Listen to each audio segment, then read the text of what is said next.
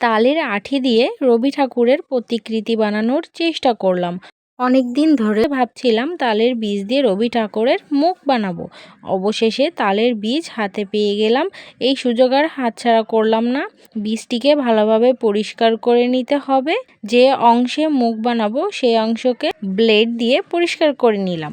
বীজটি ছোট হওয়ার জন্য কপাল ও নাক আমি ক্লে দিয়ে বানিয়ে নিয়েছি।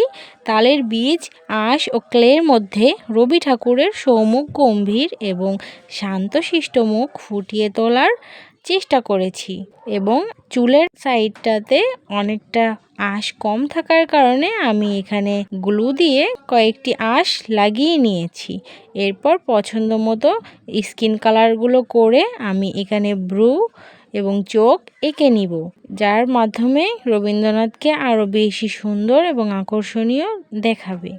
অনেকটাই আমি আমার পছন্দ মতো চেষ্টা করেছি। জানি না কতটুকু করতে পেরেছি বা আপনাদের কাছে ভালো লেগেছে।